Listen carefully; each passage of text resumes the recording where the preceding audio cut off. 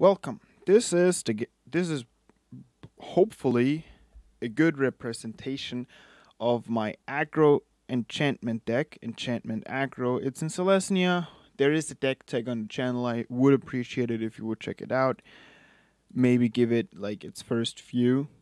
You can write even first in the comment. How often do you get to do that, huh? I'm actually going to be okay. I guess I'm not overconfident in going to ranked with this deck, and I'm only staying in play. Maybe we will actually get someone who plays a competitive deck in play. By the way, if you're one of those persons, I beg you to stop. This is not a place to fulfill dailies unless you decide to do it in a chanked manner. For example, if it says play 20 red creatures, then don't come at me with mono red aggro. Play big red stuff. Like, I don't know. Do not play competitive decks in here. As I said, this is me trying to figure a deck out. I wouldn't like to play this deck here. I just kind of am forced to now because I'm not going to surrender. I'm going to prove this deck that I'm worthy of it. This hand is an okay keep. Apparently we are playing against John's Sacrifice. I am expecting a Mayhem Devil right now. We're just going to take it slow. We drew 3 Destiny Spinners, which isn't great, obviously. But the most important part is that we only have 2 pieces of removal in this deck. At least that's how the current iteration plays it, simply because we are extreme aggro. If I don't remember wrong, this deck doesn't actually play any pump effects. So unless he plays some kind of budget version which does, he shouldn't be able to just pump up his creature.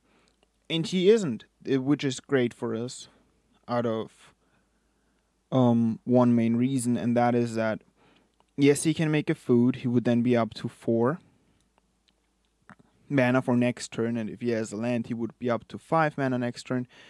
But that would also only allow him to play a Corvold. We are now able to tutor up, hopefully something helpful, and only Sentinel's Eyes. It's not bad, but we also see that these cards all go to the bottom of the library. None of them are the removal, so we just dug deeper for 7 cards for the removal piece that we are looking for, which honestly is just solid. I'm going to swing in with the bounty. I know that he's going to block with the goose, but I didn't swing in to deal damage. It's mainly for the lifelink so that we might survive like 1 extra turn. He needs to do 1 more greedy play. In the end, 1 life could decide everything.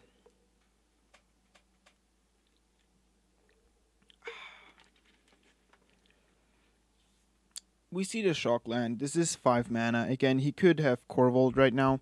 If he has Corvold, not only does he need to sacrifice his food, but he also needs to sacrifice something else, leaving him at potentially only 3 mana for next turn unless he sacrifices the Gilded Goose. Now he only has 3 mana. He did draw a card though. Now we do have the option of either playing Angelic Gift and Sentinel's Eyes, or playing Destiny Spinner. And I feel like playing Angelic Gift is actually way better. And I'm going to play it. The question is, do I play it onto the Life's Bounty or on the Siona? I think I play it onto the Siona and just hope that he doesn't have anything. We're now going to draw a card and create a 1/1 human. We actually did this mostly for the 1/1 human. And this does give protection, so we don't need to keep mana open. In fact, I'm going to just give this 1/1 in vigilance. Yeah. In the end, we just made our board a bit wider, a bit bigger. If he has target opponent sacrifices a creature effects, then this is really beneficial for us. What he does right now is actually setting up a really good mana value engine. where Gilded Goose can literally just draw a card for a food token. If that was the normal effect of Gilded Goose, it would literally be in every deck. Like, green would be the main color of every deck, and it's already really dominant. What we are actually looking for, though, is proper card draw, because that's what we are missing mainly of. We can play here the Starfield Mystic, make everything cheaper, and then play the Hydra's Growth, giving us another 1/1. He only has one creature left in his hand, one card left in his hand, sorry, but only 2 mana available. So I doubt that he can instant speed get rid of something of ours. He could still do it sorcerer speed because I just tapped out, but in the events of worst case scenario, I am still fairly certain that our at least moderately sized board right now is some kind of threat to him, right? Also, currently Corvold is not really able to swing in without completely destroying his board size, right? Because he's now going to draw 2 cards, then he's potentially up to 5 mana if he plays another land. There's Cat. That's going to hurt so much. Like, there's not even like a beginning to fathom how much that's going to hurt us. Mayhem Devil, Cat, and he's literally just gonna gun down everything. So as you can see, apparently if your opponent plays literally no removal and you get a Corvold, which is often a Cat and a Mayhem Devil and a Gilded Goose and a Trail of Crumbs, you can easily beat them.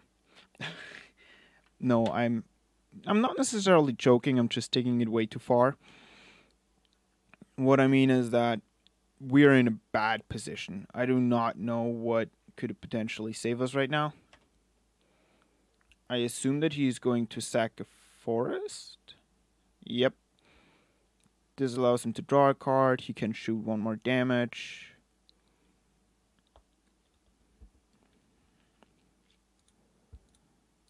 I'm not going to block right now. The double Destiny Spinner is nice, but in this kind of matchup where I know that my opponent isn't actually playing any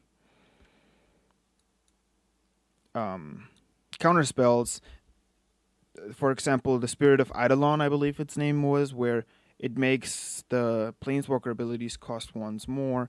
Even if I know that he doesn't play any Planeswalker abilities, simply knowing that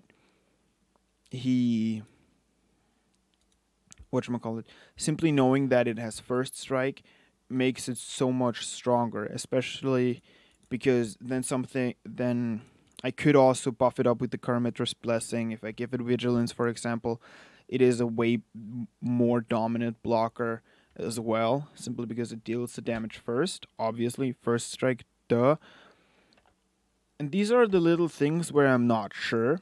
And this is also something where in the BO3 deck, something that I would definitely change up. I'm going to go ahead and play this. I'm probably going to die next round, though, because he's going to sacrifice this, play the Cat. I'm down to 12. This goes up to 9. Can he kill me? I'm not sure. I think it's really close, right? Like, it has to be close. The Cat, he can sacrifice 2 foods and a Cat, making 3. So I'm at 10, 11. Yes, I am dead, in fact.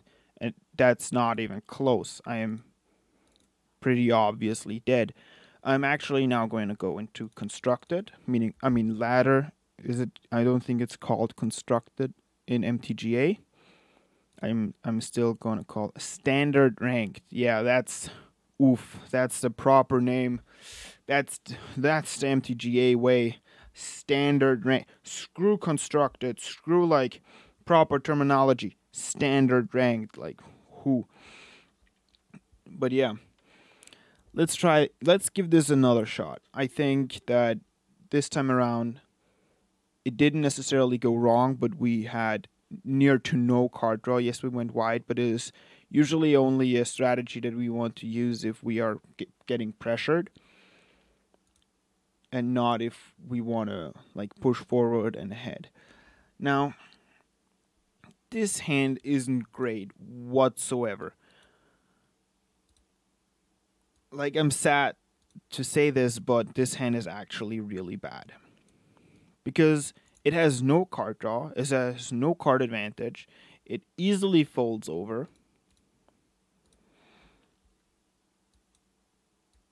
And we just have to hope that everything goes well and our opponent does nothing for like an eternity, and we find some kind of value engine and card draw, and this is even worse than I thought it was, because it's exile. I'm just going to get rid of the Hydra's growth, because if you find a plains, then we can still attack with everything. Thank God. Would I rather have a 3/2 first strike and a giant life linker, or a 2/2 vigilance life linker and a giant first striker? I don't even think I played Eidolon Spirit, and I only play the All That Glitters on the Eidolon of Obstruction and only swing in with that. Because yes, it's going to be way smaller, but I can protect it. And I think that's the important part about it. This is presumably the Mono Black Devotion deck. You see it on the Yarok's Fenlurker. It's really liked in those types of decks. It's another Fenlurker. Yay. Bye bye, Sentinel Eyes. Okay, I'm actually keeping the land now in my hand. If it would make me be able to pay for the Arden Veil's ability, then obviously I would play it simply to generate a bigger board. But currently that's not the case, and it might make him play another Fenlurker. It doesn't. Okay. So next turn he can make me sacrifice a creature. This is not good. This is really bad, in fact. I'm just gonna go all out.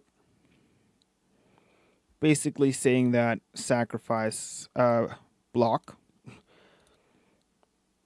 I could have given it protection from black, but currently he's still sitting at 10, so there's no point in doing that. I'm going to play the second land in this case, though, because I believe that there is nothing else in my hand that I would want to keep. Now he gets a white goat. That's even worse than beforehand. Because now I can't even give it protection from black. I just have to accept it. I'm fine with taking the 2 damage here. He's then presumably going to sacrifice the Gutter Bones and the 0/1. Making me also sacrifice the bounty. Like, if we are honest, okay, what is this dude doing?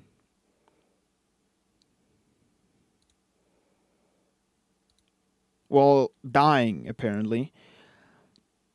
I think this art is so fucked up. Not drawing anything really is not beneficial.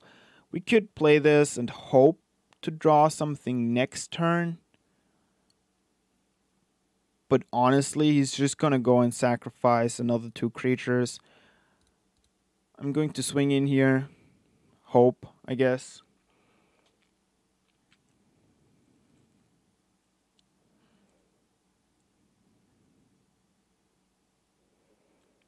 He sacrifices it to get a scry. So it's not necessarily Mono Black Devotion, but more like Mono Black Sacrifice. I'm not sure if it was a double mulligan or if it was just a normal mulligan, but it didn't help us. As you saw, that we didn't have any card draw, which is really unlikely considering that we play 4 enchantments that draw as a card, we play 4 Setters on Champions, we play 2 cards that we play a creature twice that searches for an aura card, which potentially draws us a card, and then we play a gift, the 2-mana green gift that scries and draws cards 3 times as well. So not having any of these is really unlikely. Again, I'm not blocking this. Now I'm in a weird scenario that if he actually... Oh my god, this is so bad.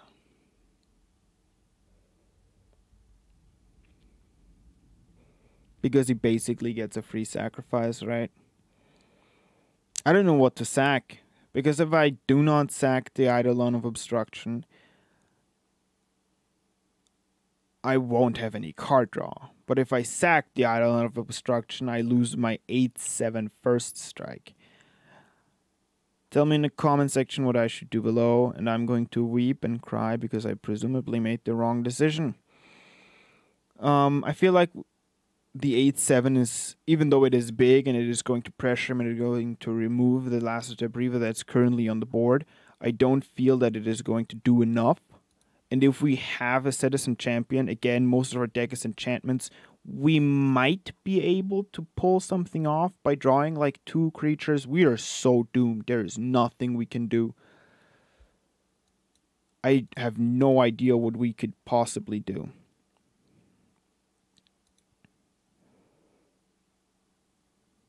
A land.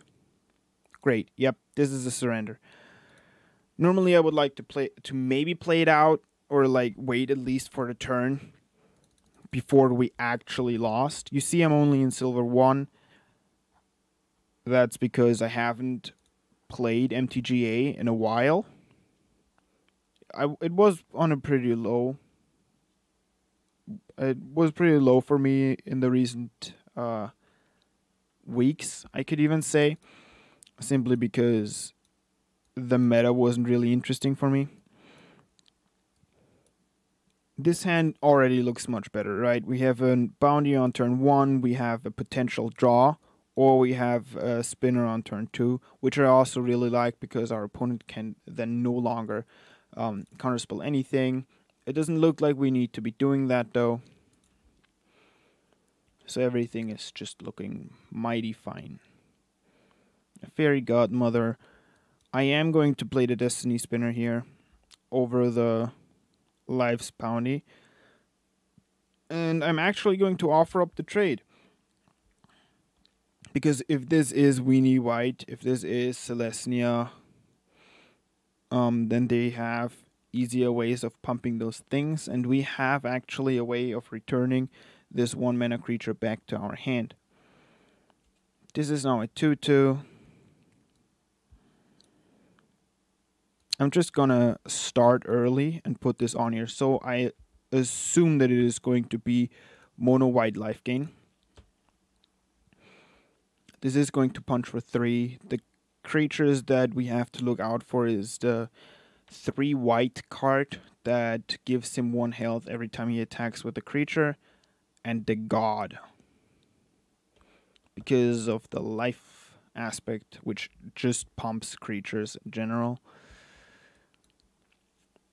This is a really slow game for both of us. Next turn I can Angelic Gift. This will gain 2 counters. It will hurt us a lot, actually. He is indestructible though, so we have to be careful that if we decide to not cast the Angelic Gift, then there could be a potential that we just can't do anything. He can swing in for 8, put us down to 11. He does gain 2 life. Now the Angelic Gift is nothing. Great, I love it.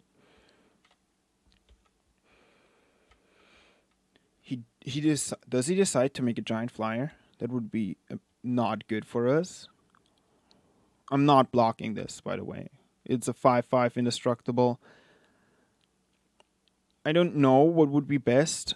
I think if we draw essentially the Oblivion Ring, and we can exile the 3/3, because then he would lose a lot of the progress that he needs for his. Then he would lose a lot of devotion. He's back up to 17. His game plan literally just went freaking nuts. I don't know on whom I should give this, right? Because if I give it on to the Citizen Champion, it's a 2-4.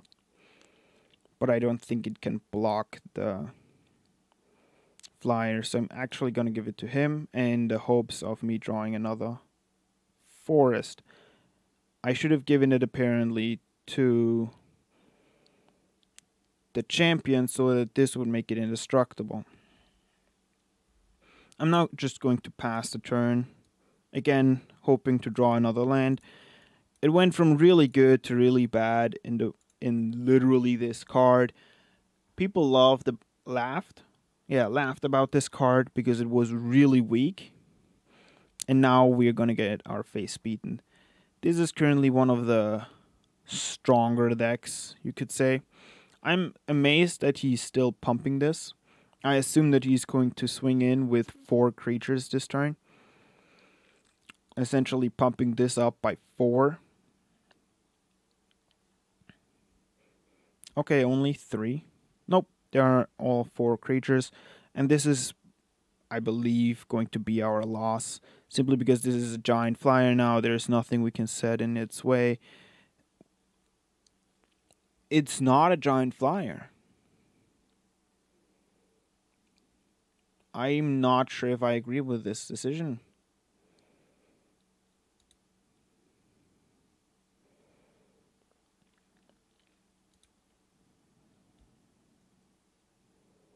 How do I block? If I block and jump, we take 10. If I block and then pump and kill, then I would also need to jump. And then he can pump something next round. So either way, we're going to lose our card draw.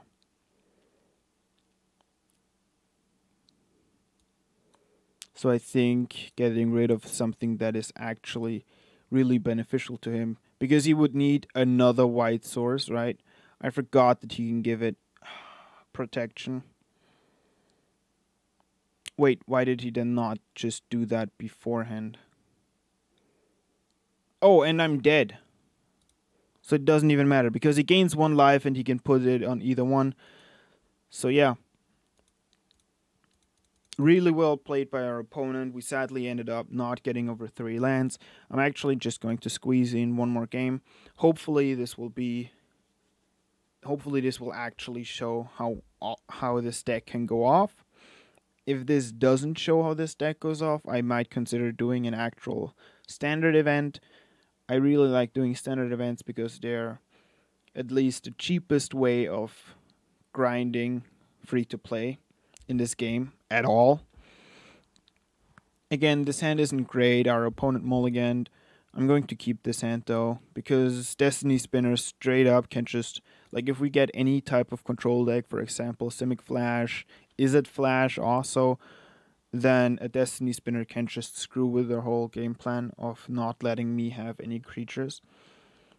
Because it says that creatures and enchantments cannot get countered, and because my deck is literally just creatures and enchantments except for 2 cards, they cannot counter my deck.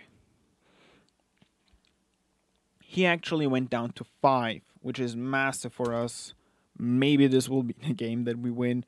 If this is the game we win, I will not be satisfied. So I will presumably make another video. Here you play the Life's Bounty. We actually find the Dawn Evangel. Treacherous Blessing. Now I'm kind of not scared, but somewhat intimidated. It gives protection that doesn't stop, just kill Spellstone. I'm going to punch in for 4. I probably should have put it onto the bounty simply for more life gain. And I'm actually going to play the other spinner, and I know that's stupid.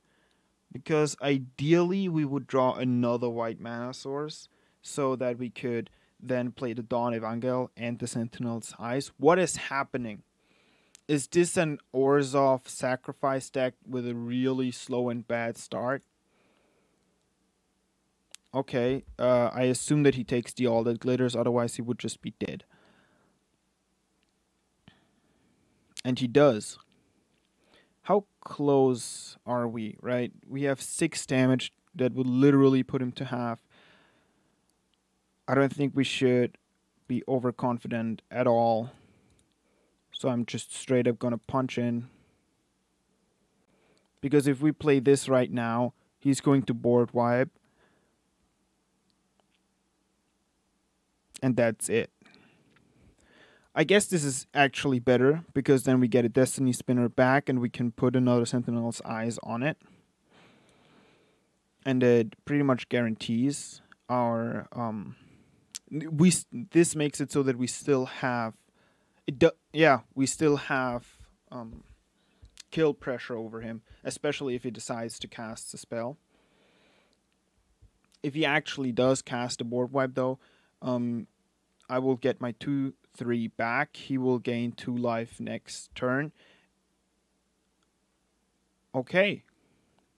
We're just gonna get our Destiny Spinner back this way.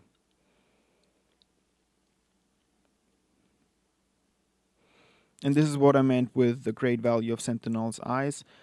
If we had now more cards in our graveyards, we could just literally get those back. This puts him down to 4 HP.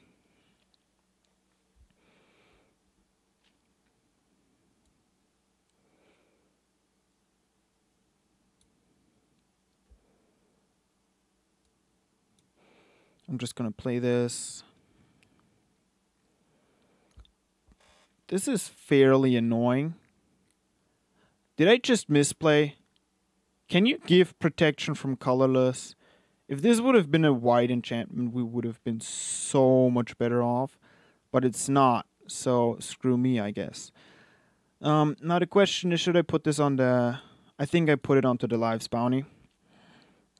Simply so that whatever he blocks, he goes down to 2. And then next turn we can give something protection from black if it decides to play the Murderer's Rider. And I don't know how that works, that interaction. Does he still gain the life? That is a fairly important question. Now he will gain 2 1/1s. We will swing in first. And then I think that it was actually fairly greedy of his part. We're gonna give this one actually simply to gain more life and make it look like we're genuinely trying. If we had another land, we would obviously now play the land and play the Angelic Gift. But we can't. So we are 1 off technically, and we're just gonna pump. It doesn't matter what we pump, this one or the bounty. In this case, I'm just gonna pump this, and that's gonna be it. I assume that this is a weird Orzhov control deck, but this video is... which isn't actually currently in the meta. The meta is only starting to form out. It's not really long out already. The pre-release literally is either still happening or just happened. If you're watching this in the future, I guess it's already over and the meta might have been formed already, but there is a lot of decks running around. This video is now closing in 30 minutes, so I just want to say, if you have any ideas for this deck, if you think that you know what I'm supposed to do, then please tell me so in the comments, because I'm not playing Magic that long. I just enjoy playing Magic, and I have way too much time on my hands, so I'm making videos about it. That's pretty much the whole reason. Yeah. If you enjoyed, leave a like. If you didn't enjoy, please dislike. Tell me maybe in the comments if you didn't enjoy what you didn't like, and the other way around. If you did enjoy, please tell me what you liked. Then I might be able to do those things better. Then I might be able to do these things not as bad. Maybe worse if I don't get to be lucky. And yeah, hopefully you did enjoy, and maybe you will hear me again, I guess. Bye.